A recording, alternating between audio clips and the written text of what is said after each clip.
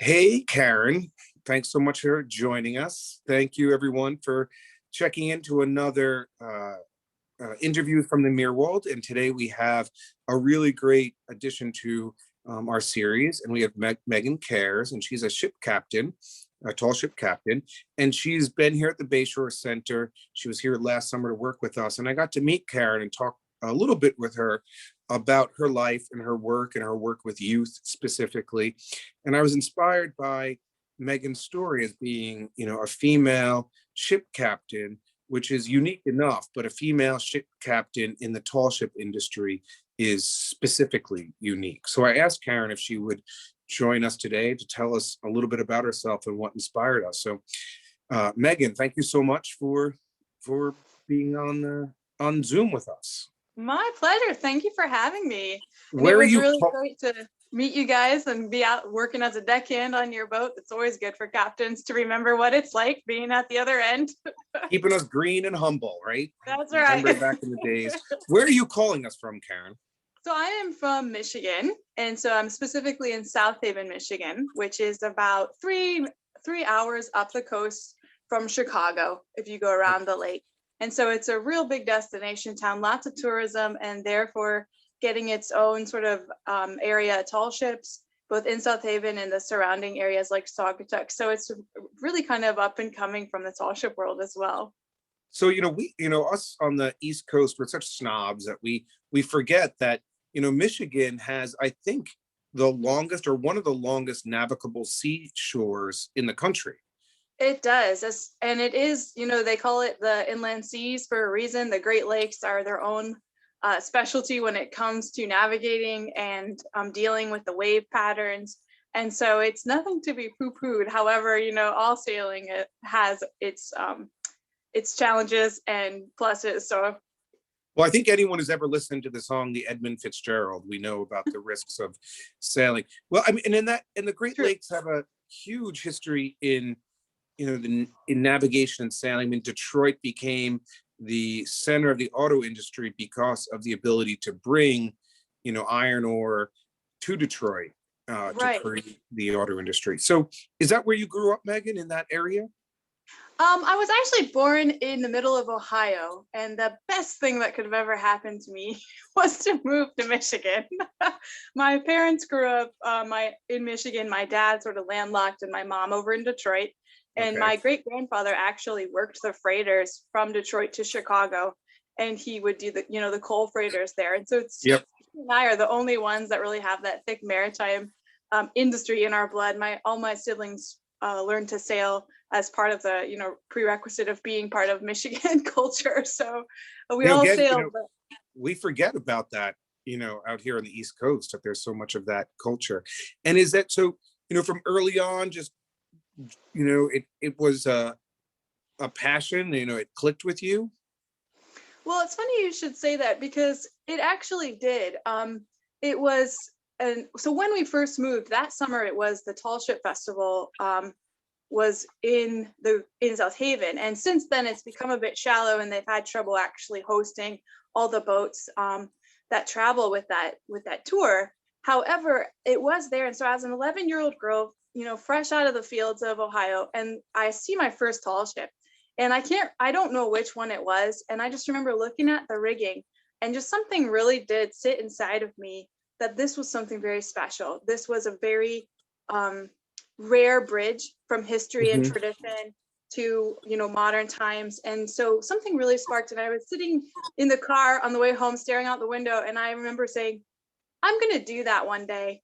And, my parents are like, no, you're not. Right. That's too scary, But not a few years later, when I was 16, I got the opportunity through our local Sea Scout group, which I'd been joining once a week to just learn how to sail, and very casual group. Really met the youth that aren't into, the scout style. It was really very relaxed, and a bunch of misfits, really, that we all got together and kind of got saved by sailing.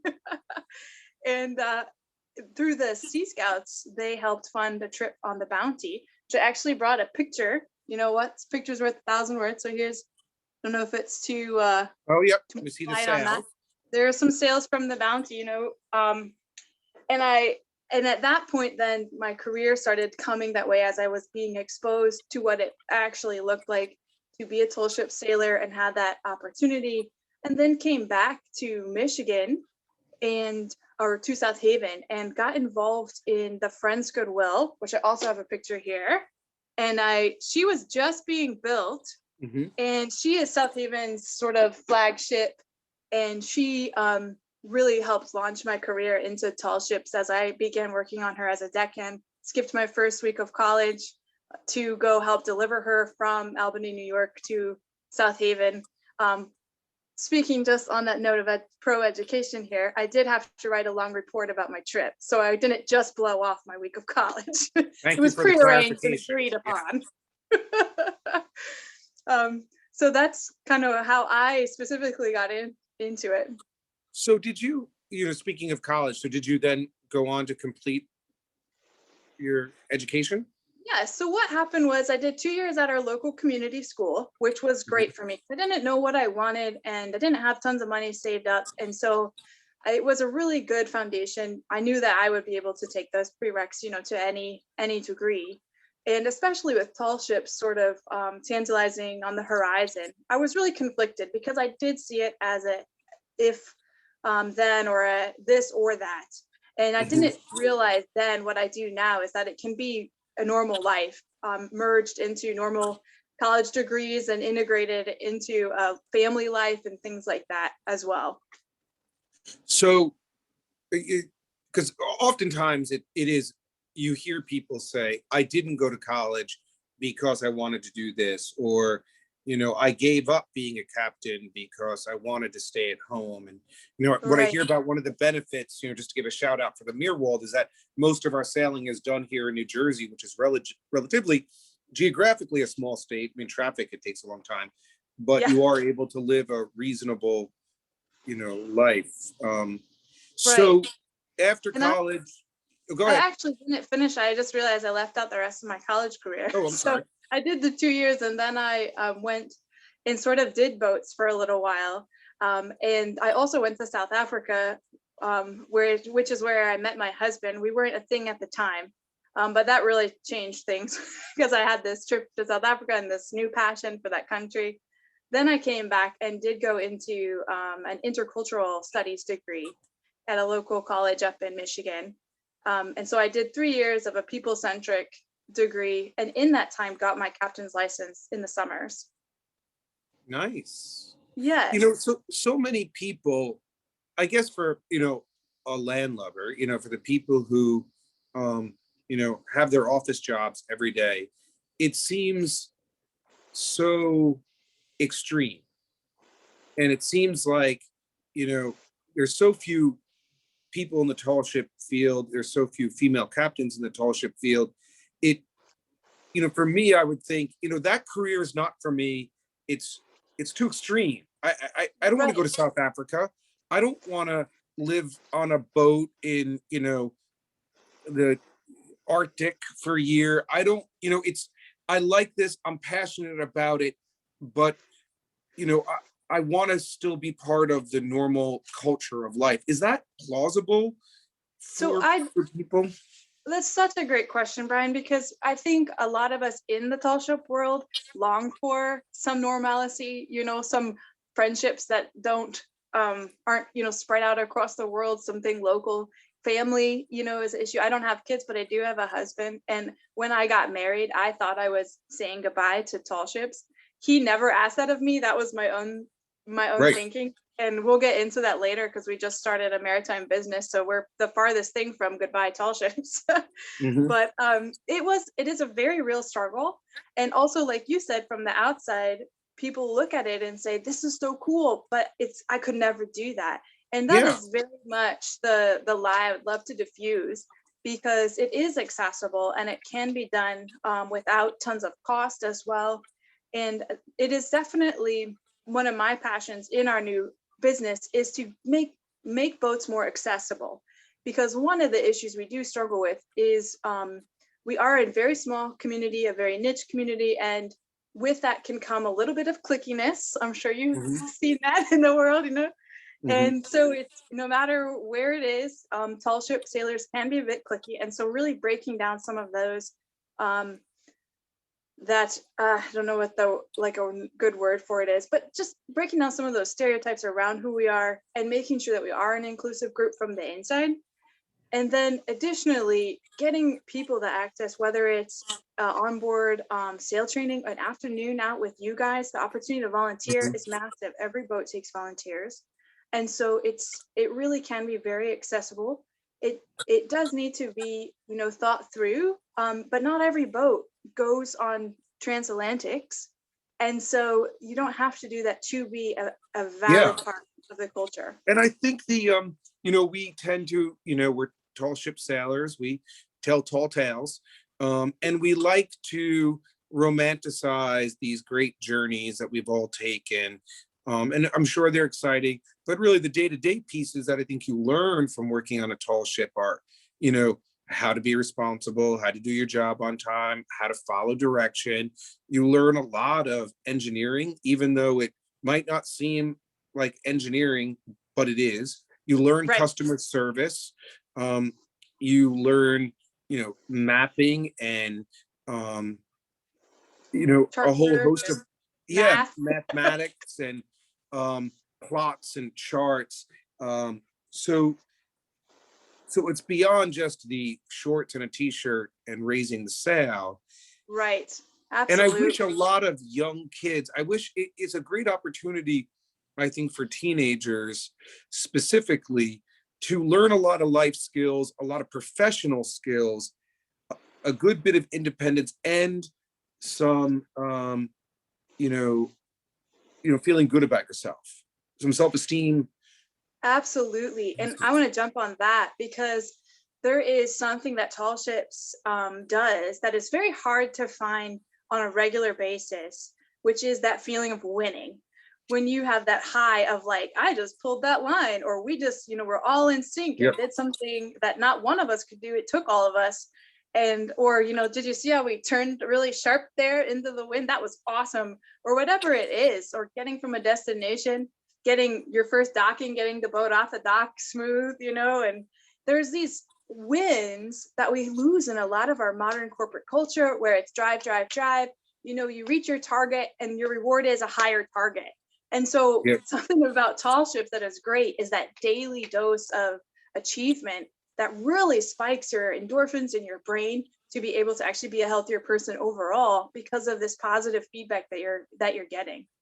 So, when I look at you and I look at your background there, it looks like you have a normal home and live a normal everyday life, that is that true? Are you Um, almost a yes, regular neighborhood person? yes and no. So I would say I've got a house, I've got a husband, I've got a cat And a who has house nicely plant? not interrupted us. What's that? And a A house house plant? plant? So you That's have just to be plastic. home sometime. I am, and especially in the Great Lakes, and or even on the East Coast where you've got the more seasonal times where you work so hard in summer and you might not see your friends and family that much, but then you've got these winter rest periods to really recoup, reconnect, and live a normal life. It obviously makes budgeting a little bit difficult, and but what we've got, I have done shore jobs up until this year. I've always had a shore job and a boat job. And so it just gets really hectic in summer. And then, because you're doing both, but this year I actually did leave. I was directing a festival here in South Haven, which is Mhm. another great integrate field to go in with tall ships festivals, because those are always following the boats. Any event type of degree or job can be, have a home and a place with the tall ship community, definitely. Um, but I left that to launch our business, and Which it is a year? maritime sail training business. So I am finally sort of crossing over fully into the maritime industry and letting go of that shore job security. So before we get to your business, because I think it's a critical, interesting part of who you are, um, we talked about how few females there are in the industry, Yes. and particularly how few captain, female captains there are. And Yes. we have Kamala Harris is our first female vice president. So there's a glass ceiling broken. But even when we break these glass ceilings, right, you still have to get through them, and there's shards of glass sticking out, and it's not that easy to get through. Yes. How is the tall ship industry in its support and encouragement of women in the profession? So I think for me, I had a great example. For 3 years, I worked with a woman captain on the Friends Goodwill here in South Haven. And she was so encouraging, and she had very thick skin because she had, got her license a while ago. And before the glass ceiling was, it was just barely breaking versus the kind of shards that we're dealing with today. And she was very encouraging to give me the skill sets, because I think a lot of times we our own self-confidence and what we can do, because of what we've been told as women, that science isn't girls' things or engineering isn't a girls' thing. And so we then say, oh, I have to deal, if the engine has problems, that's on me because I'm the captain. So getting actually a big toolbox, nice analogy, a literal and mental toolbox, and saying, okay, how do I handle engines? Let's learn more about that. How do I handle whatever it is that you've told yourself you can't do? Look into that. And for me, it was interesting because as an 18-year-old, I was in charge of the deck. I was essentially the mate. They called it. It was a senior deckhand position. And so I was also dealing with age, and I find the age problem, ageism, actually also very potent. Even if not even more so, because we talk about women and everyone knows they need to be accepting, even if they're not quite there yet. Whereas ageism is something we haven't really talked about. And I definitely felt, the older generation of men, it was very hard to have a strong voice. And, it was my job to keep us safe. And it was my job to give the commands and to make sure they were executed as the captain wanted. And so it was a very difficult and long process, I think, in having a voice and knowing what that looks like on board, and not just becoming, a dominating, angry woman, which a lot of us turn into because of that struggle, but being true to my, my bubbly, friendly self, and yet also being like, no, that is not what I said to do. This is what I said to do. And these are the consequences when you're not doing that. And so having a voice as a young woman was particularly difficult. That's interesting, because we do romanticize that old sort of crusty, salty sailorman who's, grumpy and, is so independent. But in reality, nobody works alone. And a lot of times they're just getting into it. And, they're circling back, they've retired, they finally are doing something that I've been doing for 10 years, now 24. So it's like, I don't look like I've been sailing for 24 years because I don't have that many grays. I'm working on them. Lucky because, every gray gives some authority, right? So you as a female tall ship sailor, I don't mean to be, I'm not being condescending here. I want people to really understand it. And I want the young women listening to this to hear this. You as a captain sailed a boat with multiple sails on big, wide open waters. And you had a crew that you directed, and you told them when to raise the sails, when to lower the sails, when the boat should be turned, when ropes should be thrown, you were in charge of it beginning to end. Right. And also in case of any emergency, also in charge of all the training. So what is expected of each person during an emergency, and then responding on the fly to things that we don't plan for. Say something aloft breaks, or, what do you do? What's your gut instinct to respond to issues? And so it's not just the planned things, it's also the unplanned that's where your leadership really stands strong, as to who will your voice be the one that's heard and followed, when issues come. Trying to keep my language clean, sailor to sailor here, it's hard. Make pretend I'm an 18-year-old woman, and can I do this? Can I do it? Yes. What makes you think so? Why, So I don't want to be rude to men. I don't want to be rude to men, but one thing is that women have very good intuition. That's known, right? Boats are best driven and directed and moved by intuition. A lot of times you'll have really good captains say they won't be able to teach you how they turned or what they just did in barely any wind and they got the boat, a big frigate to turn 180. They won't be able to tell you how they did that. They just say, well, it just felt right. I just knew that this is what needed to happen. And so because of that, girls are really good drivers. They can actually, again, men are good drivers too, but girls have an edge, I think, on actually listening and being able to feel and know what the boat is saying back to them. And because it is a lot of that intuitive side. Also with leading the crew, they've got a great edge. They're good at relationships, can be at least. We have that, stereotype of being more emotional, but use that, that can lead to, if with the right emotions driving the team, that's great. That can be a real asset. And again, not to say that guys can't do this, but this is, it's about women. Why not?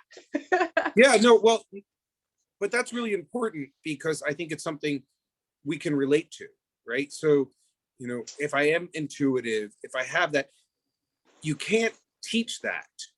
Right, so you can't. Yeah. I could teach you how to tie a knot. I could teach you a whole bunch of things, but I can't teach that intuitive piece.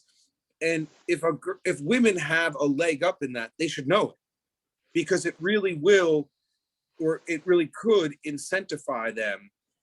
And this career isn't just about the experience that the female captains have, but the experience that they're giving to their customers. And, absolutely.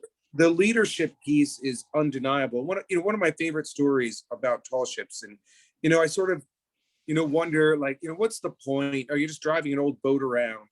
A very good friend of mine had lost her husband, and she had 2 young children, and Father's Day was coming, and she was, just unreasonably, even in her own mind, unreasonably worried about Father's Day and what she was going to do on Father's Day with her children.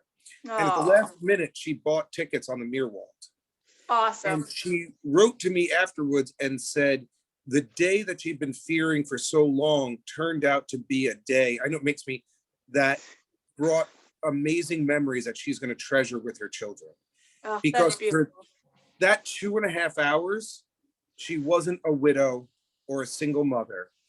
She was out on the water with her children. And she was listening to the calls back and forth from the crew to the captain, which she said were, meditative. And just feeling the wind and the sail and the quiet for that moment gave her the strength and courage to go on for a few more months and keep going forward. And those are the kind of experience, life-changing things that it really matters. Absolutely. And that's what boats are good for, and why I believe everyone should do it at some point and be part of a crew at some point, even if it's just a day of, corporate team building on the Meerwald. But it's something that is so important because boats are a catalyst to a lot of the things that we can find in life, but it will take a little longer. A moment of peace, a reflective moment away from technology, a nature, is a powerful catalyst. The challenge and the win, all of that can be found anywhere in life, but it's found all in one box, in a shorter time when you're part of a tall ship community or culture for the day. Our captain now, Captain Josh Scornavacci, is what I think most people would call a quiet gentleman. He's not, I never hear him bark orders. I never hear him be curt or short with a crew member. And I think, maybe I'm projecting, but I think for a lot of women, they think, well, in that field, I'm going to have to be particularly aggressive in my leadership style. And in fact, it's probably the opposite of what's successful. Calm, cool, and collected. Right. And let me bring up, if I can, my current employer right now. I've got a little hat. Haven't got a big picture yet. So it's just a little day schooner called Serenity. So she operates just north of us a little bit. And I'm working down there with them. And the boss that runs that is exactly like you're saying, this very calm, very quiet, non-aggressive. Everyone has opinions, and he would love for everyone to bring those to him. So he is like, his motto is, I'll say yes until I have to say no. You know, if one of the deckhands who's brand new wants to try this new move or this type of sail, he will try to make that happen. And it's just awesome to see that, because you're absolutely right. Being a woman captain isn't becoming this Arby Darby, you know, Right. square-faced, angry person. And a lot of times we feel like that is the only way to be heard, but that is not, you know, and that leadership from the bottom, that servanthood that Captain Josh shows really well with his crew. And I can say that because I worked as the volunteer, so it's like the lowest down on the pole, so I know. Yeah. And so it is such, yeah, that personality, you can be who you are, and still have that command voice when it counts. And people really do desire leadership, and they'll look to it in the person that's the natural leader, who's definitive, who, when they make mistakes, will say they've made a mistake. But you never hear a captain barking orders at the crew. You know, they've been trained, everyone's working together, that it's a natural process. Right. It's a really, I wish my daughter, who, you know, had spent time in the Meerwald, had more passion for it, you know, but her life is taking her in a different direction. So, but I really do hope that it becomes more of an inclusive Yeah, and I experience. think it I is see it going more. that way. Yeah, I'm also seeing it more, and I think it's interesting because sometimes the biggest voices against us are other women, and that is something we don't plan on. And that has definitely been the case in a couple different scenarios in my life. It's other women that are sort of like the disbelievers, you can't really do this, you know, Yep. voices. I had a passenger come on, and so my boss is a guy, you know, Tim, and she goes, "Oh, you're the captain?" I was really hoping he was going to be the captain. And it just broke my heart, you know, and it's hard to be like, "We can do whatever men can," you know, it's not to break down on them. But that's not the right response. The right response is say, "Oh, sorry to disappoint you, you know, let's go sailing." Well, you know, I think that's one of those things where we have to check our own egos, because, you know, Yes. if I'm the only man working in a group of women, I get, I'm special, right? Right. And then if another man enters that group, it changes the dynamics, and I'm not as special, Right. or Right. at least in appearance, I'm not as special. I'm not unique. Right. And so I could see that happening in that scenario. And just in the last 5 years on the Meerwald, I'm surprised at the change in the number of females. And you know, of course, I think that all depends on who's the captain and what their leadership style is and where the boat happens to be docked, and, you know, those sort of pieces. But I'm glad to hear that, you know, it's available to women, and for all men and women, you know, there's the work-life balance. Absolutely. And Right. not all of us want to be, you know, a 40, 45, or in my case, 50-year-old man who's only home half the time, who's, you know, I like seeing my family and my friends and my neighbors and my house and sleeping in my own bed. And that's all Absolutely. possible. Yeah. So with that, tell us what it is that has your life balanced now. What work are you doing now? What business is this that's enabled you to seek your work-life balance? Right. So one thing that I have been super passionate about throughout my entire tall ship career, which did start, let me calculate, when I was 17, and I'm 35 now. So what is that? Long time ago. I started sailing at 13, started actually working boats at 17. So it's been a while. But one thing that has really stood out to me is the training side of it. And I continually get people asking me, I just bought this boat. Could you come show me, you know, how to sail it? And so it was this constant reoccurring theme that people, not only do I love the training, people are looking to me for that. And so I really started to embrace that. And with the support of my husband, him saying, yes, you should do this, like, this is who you are, go for it. We launched what's called MAST, Maritime Academy and Sail Training. And it has a couple of different focuses as far as how we relay our mission. But our mission is to connect people to the life-changing influence of the world's waterways and their culture, their exploration, their skills. Wow.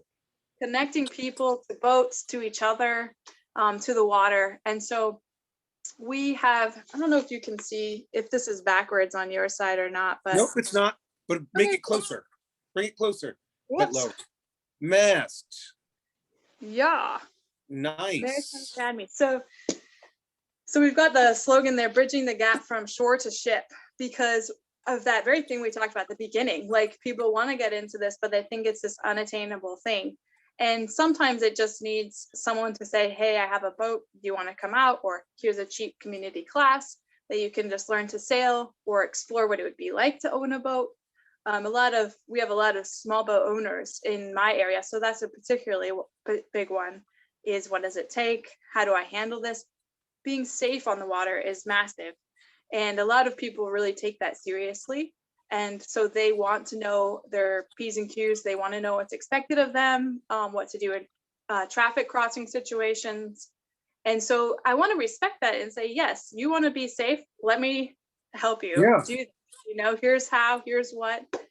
And then we also are doing corporate programs. And one of them is the all girls sail, which I have to bring up, Brian. I got more pictures. It's like grandma show and tell here.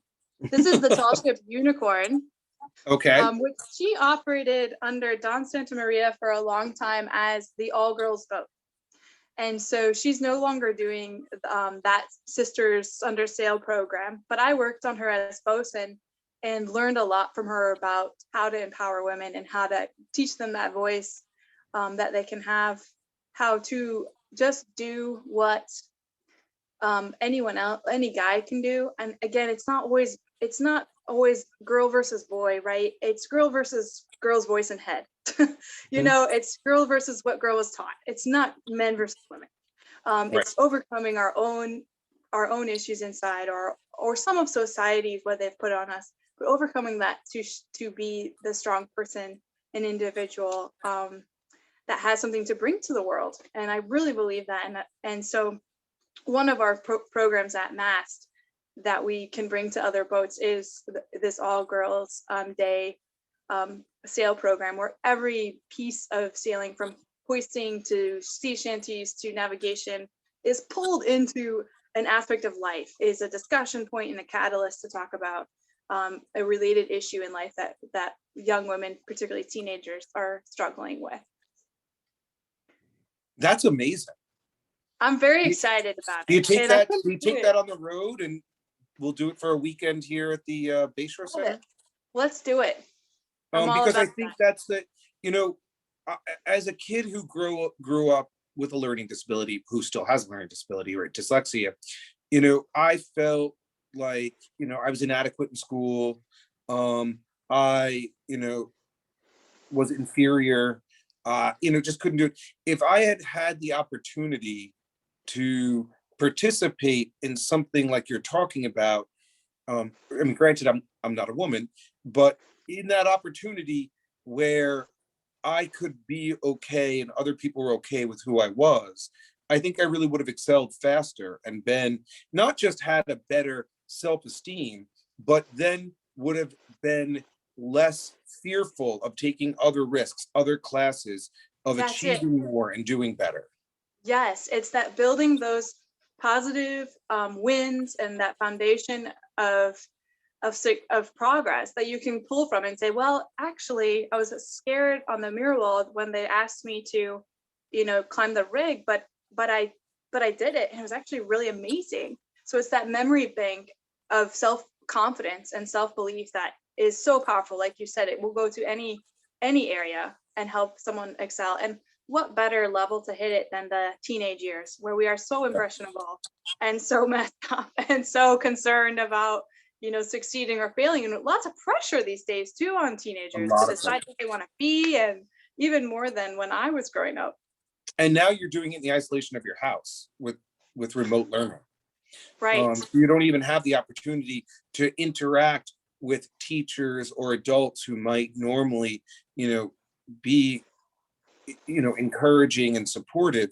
You don't even have that opportunity to interact with them. Right. And I think the benefit, particularly now with tall ships, is it is outdoors. There is fresh air. There's natural social distancing. You know, we were sort of built for this pandemic. Yes, we were. Yes. So what kind of boat do you sail on up there? Does MAST have its own boat, or are you working on other people's boats? So I am partnered with Sailing Saugatuck and Sailing South Haven, which is also who I'm working for, driving on the weekends for them. Okay. And so that's schooner Serenity. And I have to do a massive shout out because his availability and letting me use his boats pretty much as I can and want has really helped me launch, without any capital, this MAST and, business, because I didn't have to buy my own tall ship and then launch the business. I can play Right. and then have this compact program that can go to other boats as well and be, shared with all over the lakes and the East Coast. And that's I think that's the beauty of, anything, like whether it's gardening or tall ships, we're so wanting to show the next person it. We're so excited about it that there's that generosity there. Right. Because it's changed my life. I mean, it's very much crafted who I am, and being married to a South African, you really start to internalize what's my home culture. And I could tell it wasn't America. And it come to find out it was tall ships. It finally landed a couple years ago. I was like, oh my gosh, that's my home culture in my heart, like to who I am naturally and in my most natural environment. It's a tall ship person. I eat super fast because you don't have time for food on watches. You got to go and different things like that just I wear weird sweaters that are 100% wool and just stuff I never really thought about until I realized that it was what all of us in the tall ship world do.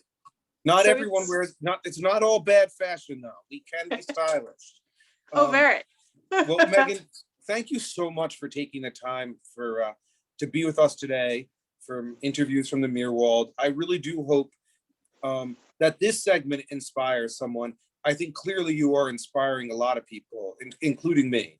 And I would love to, and after this call, we're going to talk a little more, but I would love to figure out a way to get you to come here this summer, no later than next summer, to figure out how we do a girls' weekend or program. I would love that. And we can also do a youth style if we want to, get the boys. I can't do guys only. I would, because like you said, every kid needs this, but I'm a girl, so it doesn't work. But we do have a youth, a co-ed group, escape ship, like Gold's Curse it's called. So it's a theme of being stuck on a pirate ship and having to escape essentially, or solve a bunch of puzzles, and and that's also something we can carry with us. It's not boat dependent, so we can definitely have some fun, Brian. There's a lot of things we have. So if any of our listeners want to get in touch with you, we will have your contact information in your bio, which they would have already read, but just in case, what is an email address or a website or a phone number they can go to contact you? So you can go to our website, which is Maritime Academy and Sail Training.com. Maritime Academy and Sail Training.com, or you can email me at MAST South Haven. That's MAST SOUTHHAVEN at gmail.com. Well, thank you again so much, Meghan. Can I leave one final? Oh, sure. So I want to say, I want to show a picture of me in a life raft with one of my captains, the one with the dark hair. So that's my head in the middle. We were just doing some training. But my point is, for those of you who have young women in your life, or even older women in your life, that I would love to see that message of, yes, you can, and you are capable, going out to them. And I am only who I am today because of the men and women that took me under the wing, taught me, and gave me a voice. The captains that said, Meghan, you are in charge, so I believe in you. I will back you. You be in charge, and so that came from men as well. It wasn't just women that said that to me. And so I want to thank all of them. Some of them have passed by now, but really to the men and women out there that are encouraging those around you, especially the young next generation, that you are capable message goes so far. And so please keep sharing it. And thank you, Brian, for investing time in me right now to share that. Great. Well, thank you so much, Meghan. Be well. Thank you, Brian. All right, We'll take be in care. touch. All right, bye. All right, hold on. You will receive an email notification when it, all right.